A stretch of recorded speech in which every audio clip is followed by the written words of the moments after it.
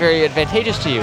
So I think we're going to see people weigh risk-reward in a very different way. But we're off on Dreamland, and I'm excited to see what happens next. Off to the races indeed. We got USA versus the world of Fox Ditto Red versus Blue. Yeah, so worth mentioning with Lucky, you know, I alluded to this earlier, kind of sort of a legendary player, but lately kind of been slumping. And I'm not surprised to hear that Joshman did take a set against Lucky. He was spending a lot of time in California, and after kind of an initially not so great performance in Genesis, he's been doing really well lately. I actually expect him to kind of be the favorite in this match, but you know, Lucky has so much experience in Cruise. Ooh, Joshman kind of getting a little bit overzealous with that nair. Finds the recovery though. It feels like both players are a little bit apprehensive on their edge guarding so far in this first stock. Double jab nair is going to do it though for first blood going over to the USA. Yeah, and always whenever you're looking at kind of a Fox matchup, both of them are so good at just punishing each other, opening each other up early, getting those kind of early kills, particularly off of things like Shine. You mentioned back throw Shine, up throw Shine, also a really good setup on the ledge. So I'd love to see who can kind of get those early kills, because that's sort of what makes Lucky dislike this matchup, I think, for a lot of the reason. It just, or you do that, you know? Just give one over, 3 stocks to 3, and again, things like that, if you mess up, if you flub by the edge, matters so much in a crew battle. Another thing that matters so much, regardless of whether it's Cruise or Melee, is that kind of crouch cancel percent. Right now, being at 118, you have so much room to kind of pressure the orange Fox, which is Joshman, whereas Joshman kind of having to play the uphill battle, breaking that crouch cancel percent, but ooh, beautiful ledge dash back air. Yeah, I respect the vision from Joshman, but got a little bit over-eager there to try to find an early kill. Lucky picks that one up, and it's a stock lead going back over to the USA. Let's see what Joshman finds. Up smash, no up air reversal, with jab reset to go. Yeah, I'm interested that he actually went for the up smash there. Very often, Dreamland in the center of the stage kind of mirrors what you'd see with like an FD or something in terms of the chain grab. Then you can kind of use up tilt to sort of extend these platform follow-ups. But Joshman opting to go for the up smash there, not sure it was the greatest decision. Okay, top platform. Joshman gets out of invincibility for now. Let's see if Lucky can find his way in here. It starts with weak hit, Nair Drill gets his way out. Then back in neutral. Yeah, good neutral stuff from Joshman. Able to get more of an open up here. Beautiful grab, just barely getting kind of the max range there. And keeps it going for 77%. That could be stock to grab ledge. Yeah. Wow, what a beautiful sequence from Joshman. So what are your thoughts on Joshman versus Sora? You know, for some people, if you haven't had a heard, this was a player, you know, formerly went as Sora, then eventually became Sora / Joshman. Finally did a Twitter poll, decided, guys, what? Let the people decide. I mean, Lucky's kind of deciding right now with no that giant spike. We'll see. We're on last stock here right now. It's kind of as expected for a Fox Ditto in Cruise. You kind of see back and forth like here, unless you can see one of the Foxes just completely start opening up the other. Lucky can't seem to find the follow-ups, though, off of these grabs. Oh, I love that tech coverage there with the up air. He's keeping it going. Walt, oh my gosh. Even still, 100%, this is huge. Just a bit more damage and you can kill with up smash. You got so many setups off of the edge. The short is so necessary. Yeah, no other way does he make it back. And is he going to win this game with that short and Walt? It's so close. Oh, okay. Trying to turn around. Joshman with the opportunity. No back air on the ledge right here. Lucky finds center yet again. Yeah, this could not be more even. Either player just looking for any straight hit. The edge guard, I think this is going to be what does it. Yep, back air. Back air, jump and recovery. It should just be grab ledge. Yeah.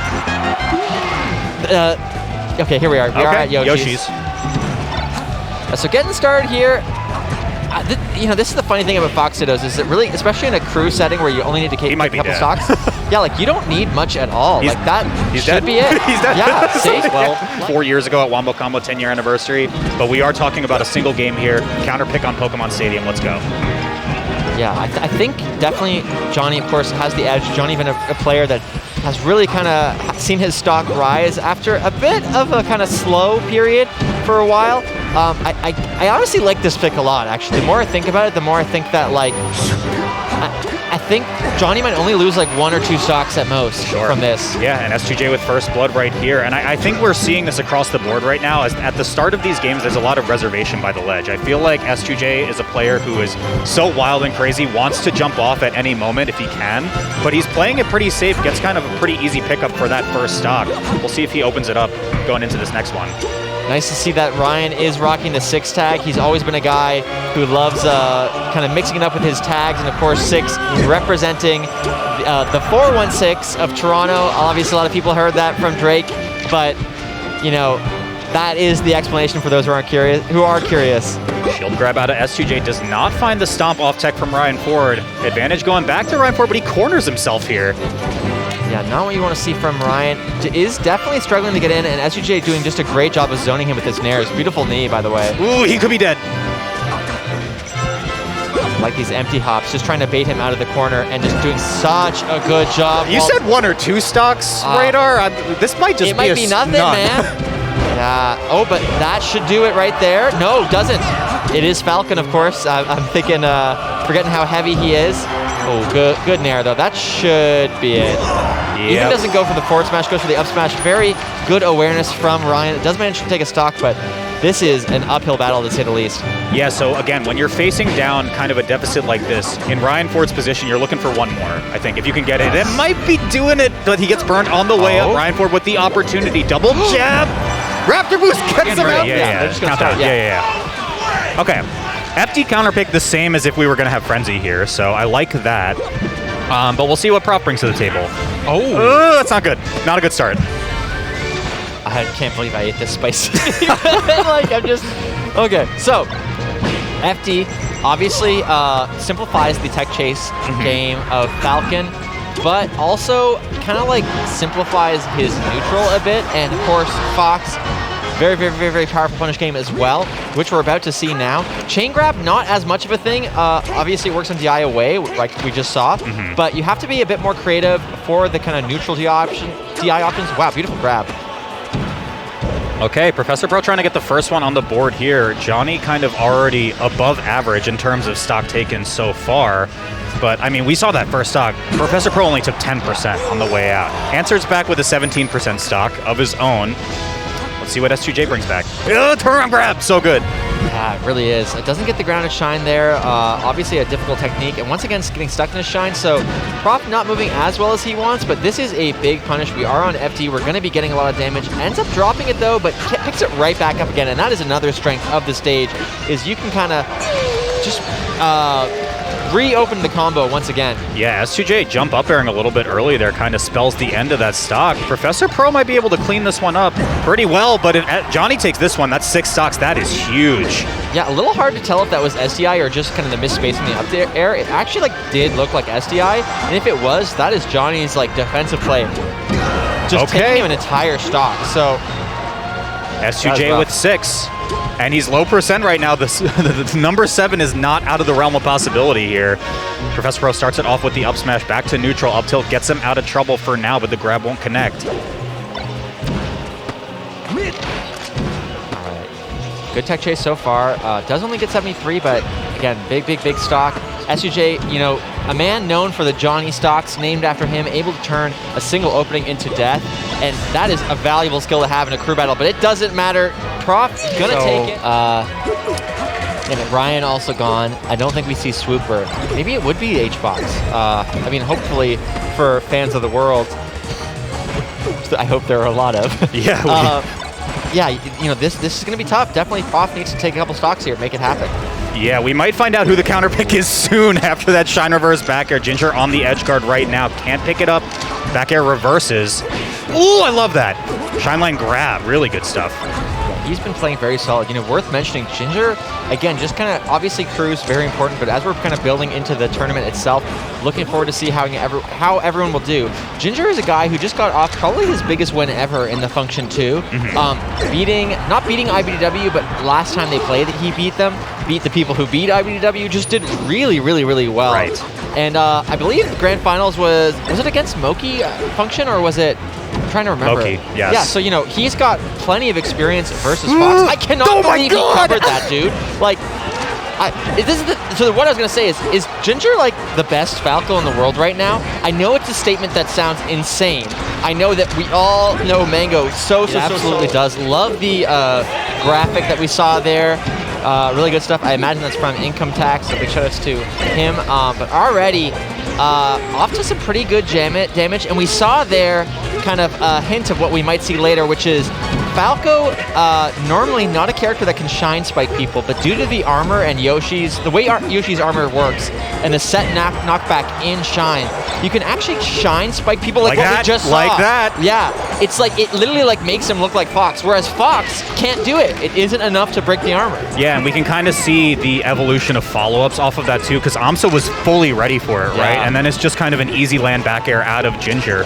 Really good first stock here. Ginger on pace to get 4 stocks in this crew battle. Oh my god, that up air, dude. Even the freaking shield drop shine was so crisp. Already 82%. aMSa, one of the best players in the world, and Ginger kind of flexing his matchup knowledge.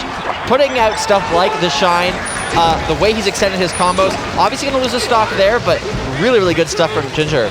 Yeah, pretty mid% right now for aMSa. He gets his way out of invincibility from Ginger, but I feel like Ginger has just found the counter hits, whether it's knowing when to block, but aMSa's just opening it up big now. Yeah, what a beautiful read from aMSa there. Managing to get another up air, and I think he should convert this all the way. Gets the nair to cover the connect in place, but Ginger just barely grabbing the ledge. Oh, that's a big egg. Okay, slow get up does not get punished here, but air dodge from aMSa probably a little bit unintended here. Back to neutral.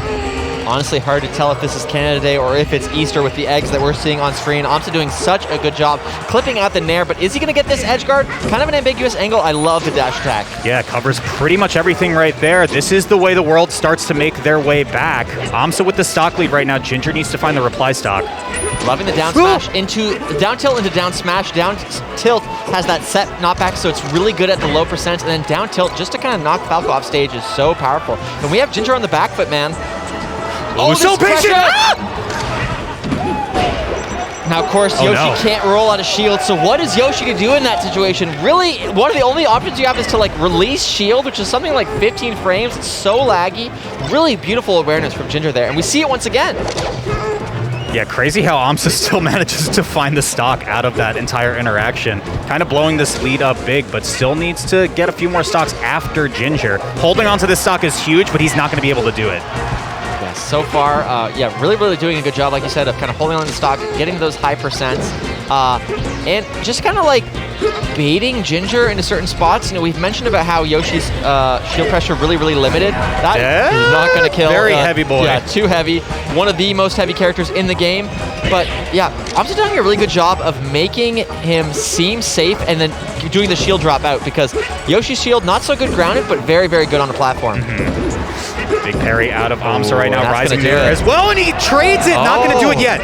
I thought for sure, I guess, you know, this is an example. I had my singles commentator senses where I said that's going to do it because I thought he'd do a runoff nair. But this is a crew battle. He doesn't want to throw away his stock for nothing. Oh, okay. But is it going to cost him? Ginger with some good development right here, but it might be too little too late. He falls down and goes for shine into rising back air instead of just immediate back air because it's been getting him punished. But yeah, Zain kind of known for being a pretty aggressive puff, and I don't know if that's actually going to play to their benefit here.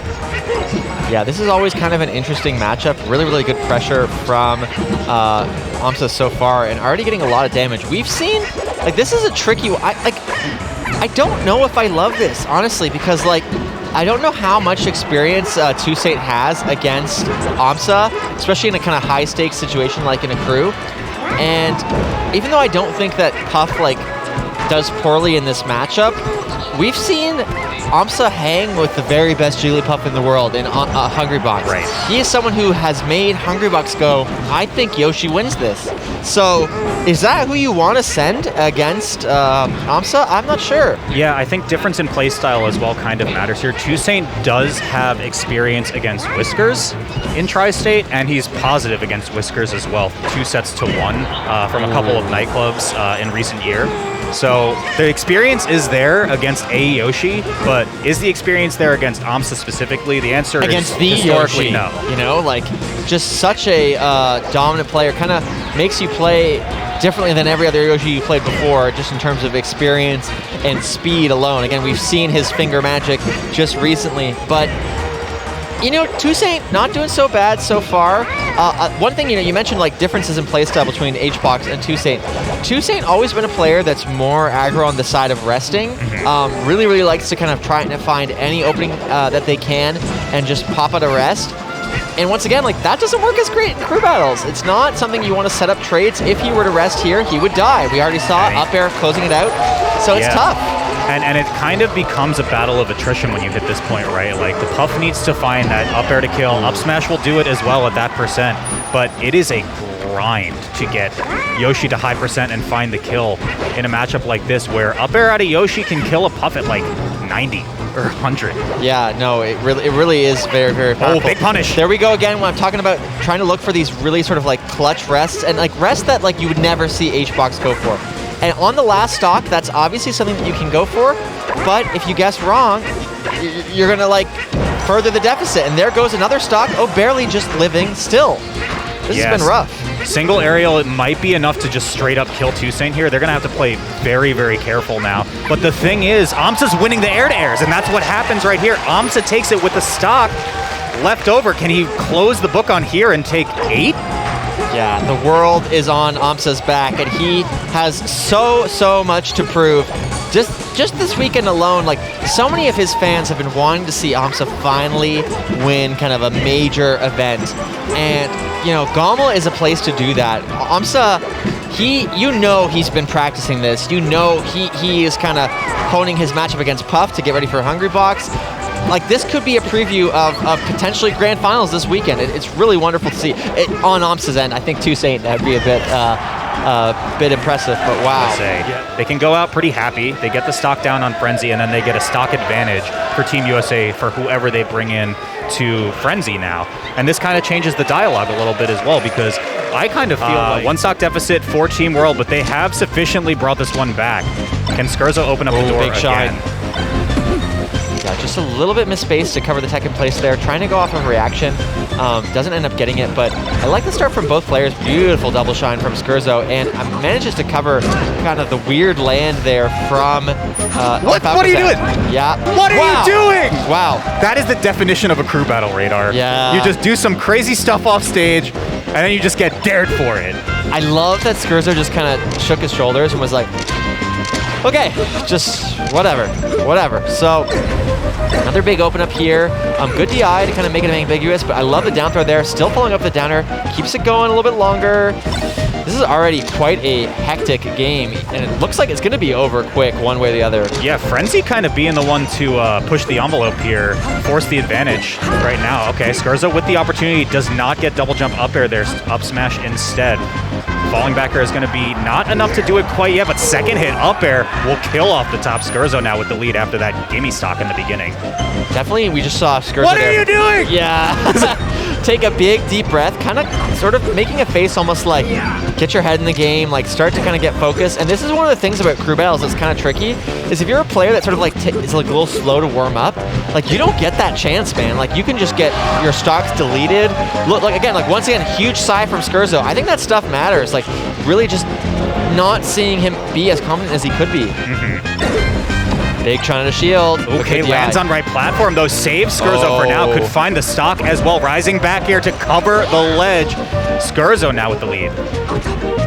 Yeah, first solid lead of this game. And I like just drill into drill into drill is the name of Skerzo's strategy. So far, getting him a lot of mileage, and the jab could have done it there, but Frenzy lives another day. Okay, Frenzy trying to find his way in right now, clipping with laser. Skerzo looking for power shield on the counter attack. Skerzo can't really get past this wall right now. It's traded hits, and now Frenzy with the opening. Down air again, last stock. Yeah, the world is keeping this very, very, very close indeed. This is such a big moment for them. They do want to turn it around, finally get kind of the dominance that they need, but Skerzo answer to ledge jump fair into whatever the follow-up is after that. So a lot of stuff that can happen right here. We're 4 stocks to 1 for SWOOPER. If Skerzo takes 1, I think that's kind of a win for Team USA. I think it's actually huge. Like, you need every stock you can get against a floaty matchup if they end up going the Sheik route. Does get to top platform there with the up B, but gets clipped with the shield poke on the Nair. Beautiful stuff from Skerzo, and I like playing the laser game here. You know, you want to get that percent going. Such a good option, and Samus just doesn't have a great way to deal with it herself. Ooh, platform makes that really awkward now. Skerzo looking for the up air, can't quite connect, but falling Nair is going to promote the edge guard potential. Skerzo finds center again. And you know, we're talking about kind of KJH earlier and his prowess in the Samus matchup. That down tilt is kind of a signature KJH classic right there. Such a good way to set up a kill, and good to see that Skerzo's using it. He trades in between hits of up air. That surely would have given the kill to Skerzo too. So Skerzo going to regret that one. Overzealous off stage. Swooper finds ledge. We're back yet again. I like the confidence there, but let's go. All right, so we're going to jump into it. Yeah, this should be a good one. Oh, did he set up extender? That's the question. Did he press up on the D-pad? Okay, he did not set up extender for that, but it's always kind of a little ambiguous when Samus goes for aerial tether like that. So something to keep in mind right here, especially with a long 4-stock set. So, you know, we've been pointing out kind of different things that KGH does kind of in the matchup, stuff that kind of shows that he's more knowledgeable. Oh, he did set up extender! I didn't know! So, one of the things I was going to point out is that light shield on the up B. Samus up B kind of notorious for clipping. I cannot believe what we're seeing right now. Oh my god. Beautiful CC. When has Duck used extender, Radar? That's the is one KGH thing. ready for that? It's the one thing he's not ready for, Walt. The power shield too. Oh. All right. Okay, never mind. We got a little carried away, but 113 is nothing to scoff at. Get hit by a super missile, and you're easily off stage. And I like, again, the shield pressure from SWOOPER. Gets a solid grab, and that doesn't lead to much, unfortunately. I think SWOOPER dash dancing is probably one of the scariest things I've ever seen in my life, because I have no idea what a Samus is going to do off of that. Okay, CC down smash evens up the stocks right now. KJH needs to find a pretty big opening here. SWOOPER back to ledge. Yeah, no,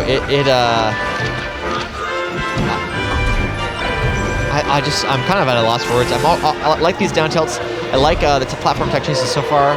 Down tilts from both sides, really, and I really like the grabs we've been seeing from SWOOPER. I think, dude, what a technical Samus player. Now, okay, my melee memory bank is coming into play right now. Was KJH the Fox that SWOOPER got the 6 forward air combo on? Because I think that makes a pretty big difference. I feel like it was like Plup or something weird, which is crazy to say, but like, I watched that clip recently. I don't think it was.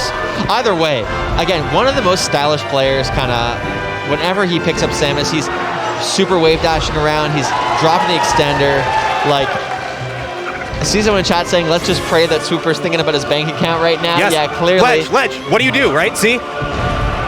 This is peak SWOOPER. He's swooping, he's swooping, he's swooping.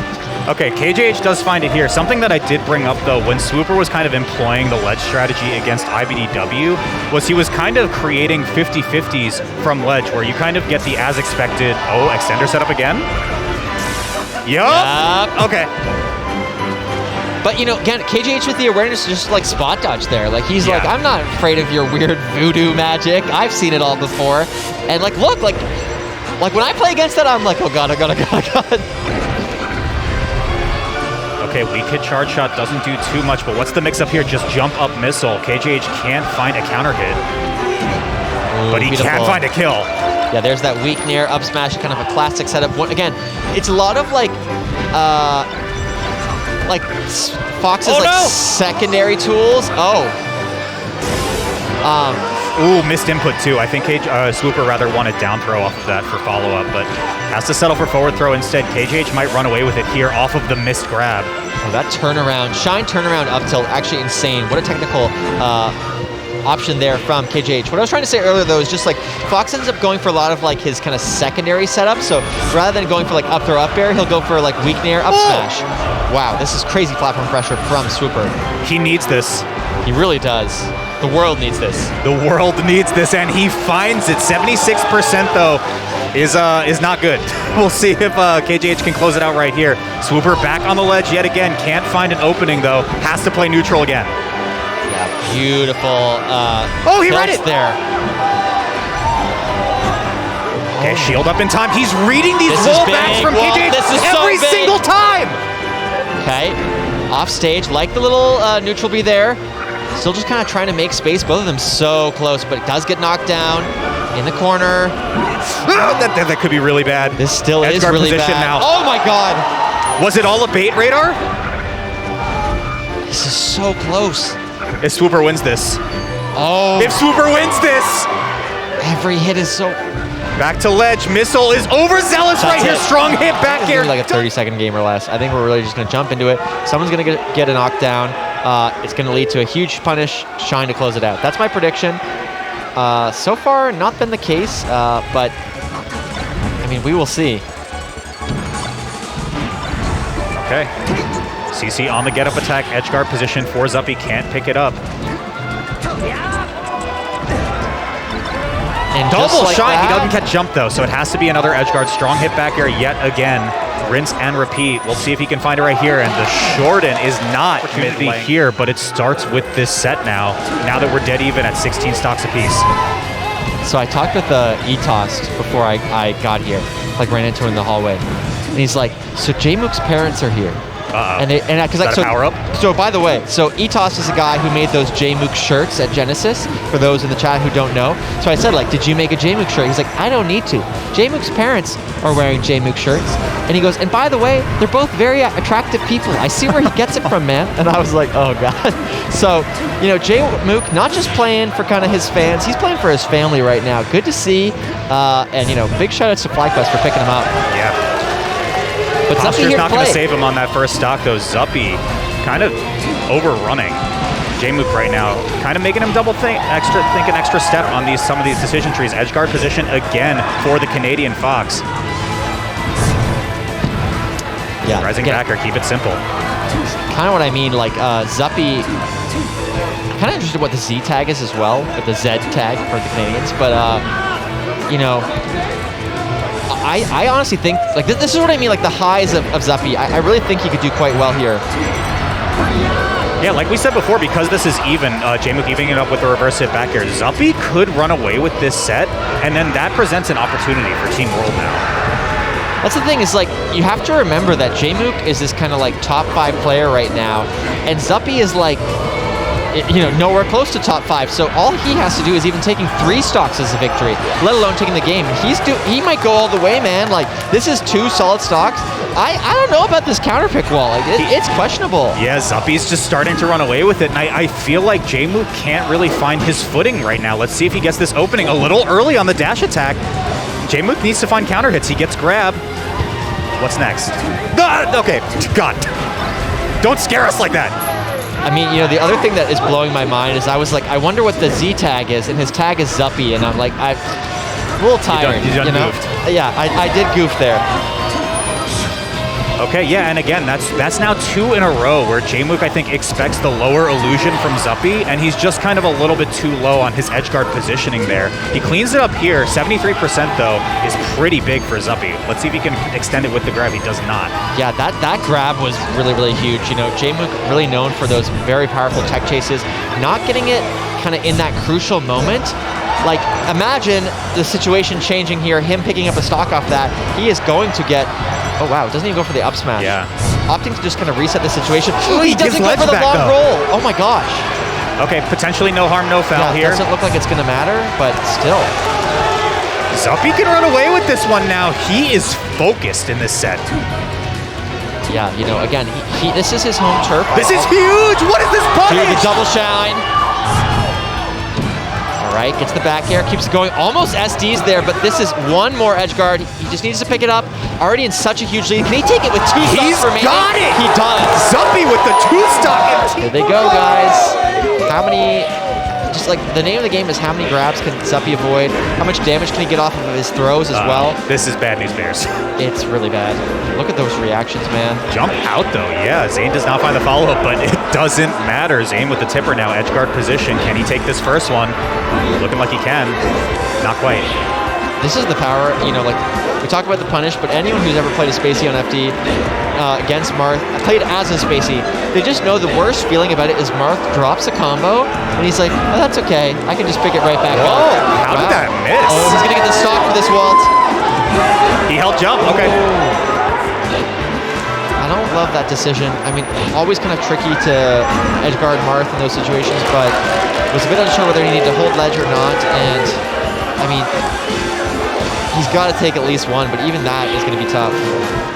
Yeah, 63% is pretty good to get one. Just charge up smash on Marth's back. Why not? I mean, can find the back air as well. That's got to be a stock. Zuppy. Nice. I love that. I love that. Even if he loses stock, I think you're pretty happy in that position. Yeah. I mean, getting grabbed still, manages to drop it. This is sort of what I mean, you know, like get the tech chase, go right back to it. Already, this is big damage, man. But gets the drill into the grab. There's that, the power of defensive play around up air, you know, like if you don't space it correctly, if they get the SCI, both just kind of so difficult. Okay, yeah, Zuppy with a bit of a mix-up there on that recovery, though, will get him 2 up airs on the way up. How does Zain land? He gets to ledge, though, and it's the reset. I think if Zuppy gets a second stock here, World is winning this crew battle. That's how important this is. Double jab, can't connect with up the smash. TI on that, though. That's going to do it. Yeah. Yeah, very critical stock. Yeah, so I think this is very doable. I think with a stock lead, I actually think that None takes this. I think they are even enough that as long as Zain's not playing kind of too crazy hot, like None is a very good player. This is a guy who got 4th at Genesis, I believe.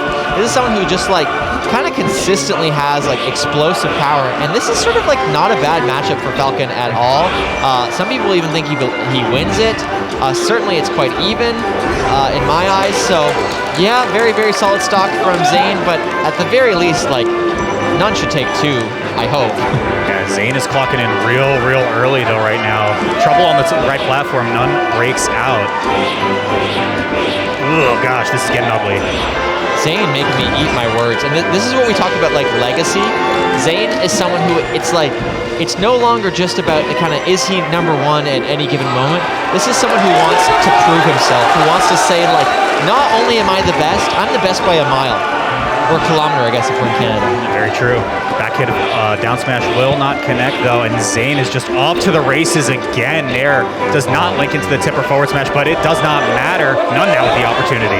First meaningful opening from None, and what does he get with it? Quite a lot of stage control, but the dash back into the regrab might take it all the way.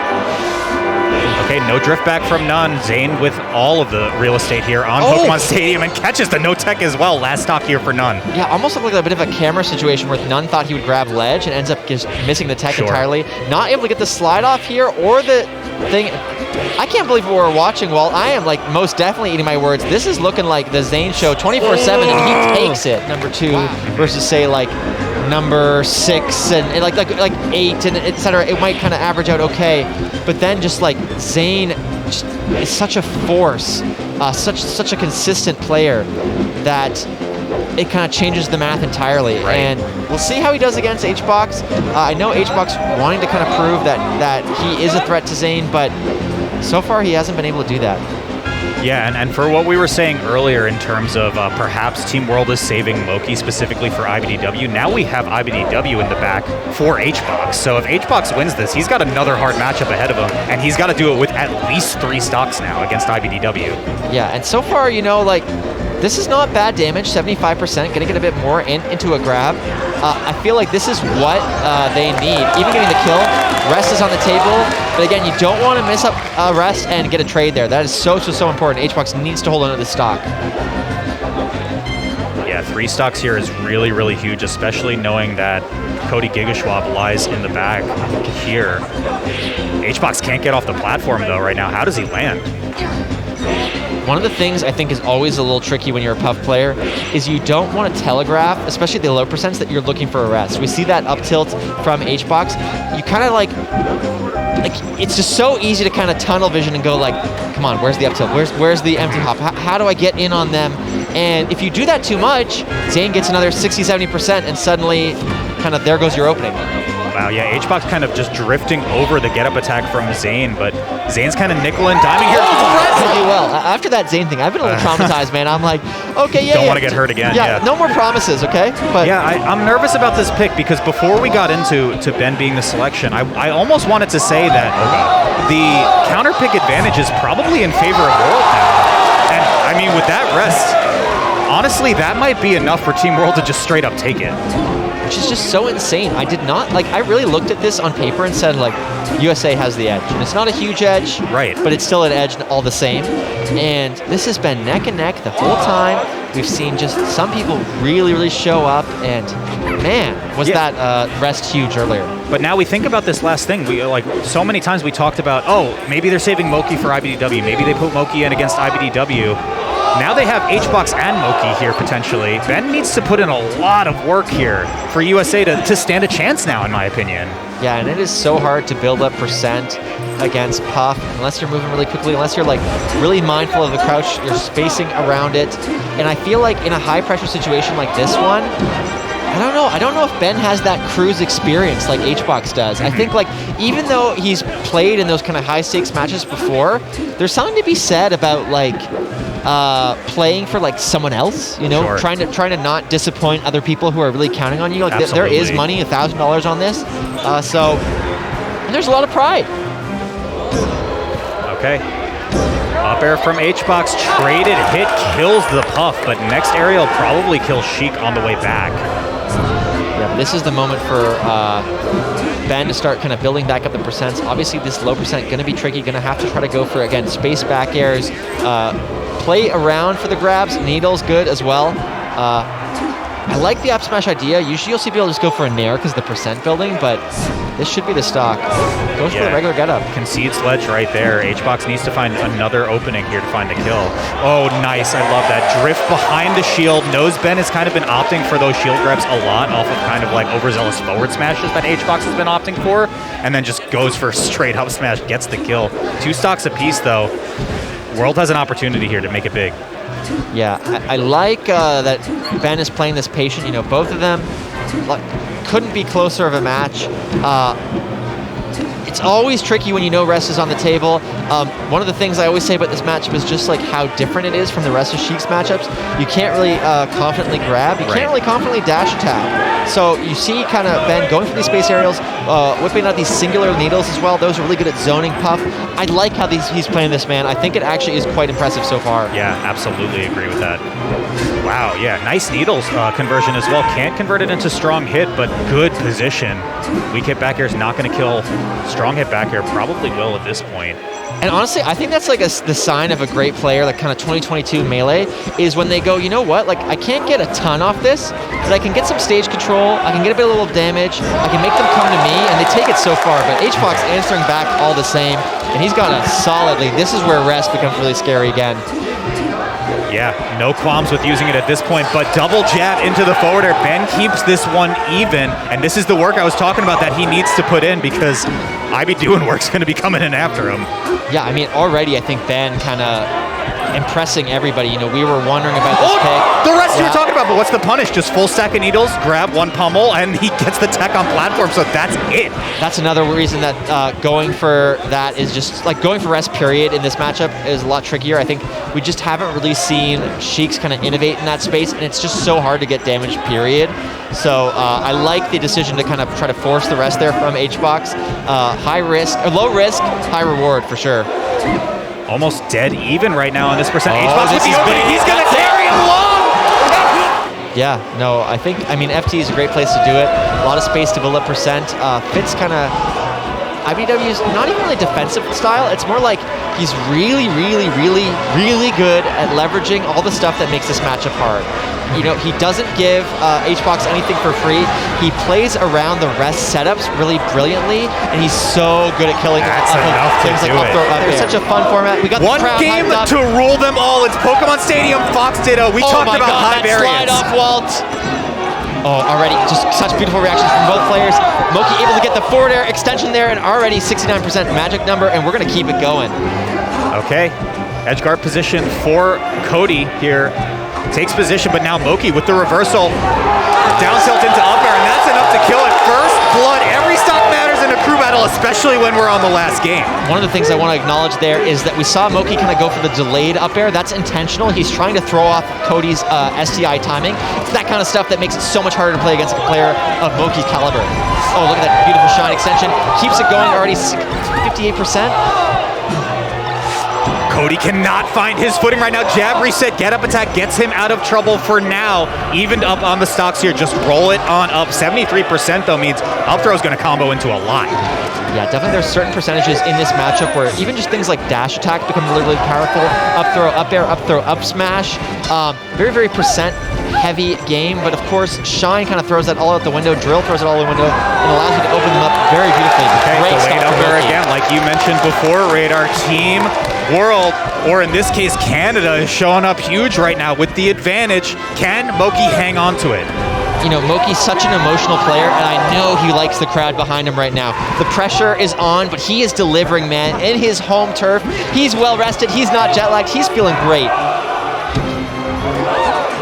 All right, kind of inching away with this right now. iBDW needs to find the opening. Dash attack gets out of trouble. Shine as well. Weak hit Nair.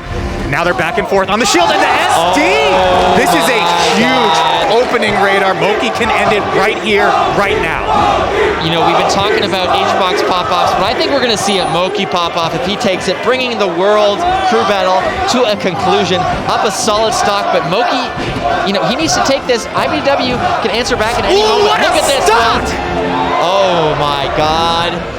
We get back there, it's going to reset for now, and the short, and again, so necessary for Moky. Oh my God, the SCI out to get the spot dodge too. Nice, good patience.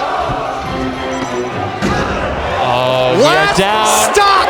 10v10 crew battle, Radar, and we are on last stock. iBDW and Moky, USA versus the world. Who has what it takes? It feels like the next hit is going to do it. They're near the ledge. Even this opening is so huge, Walt. Up smash. Big backer. He reads the jump. It's not it yet. God, but how does he get quite. down? That is the biggest back air.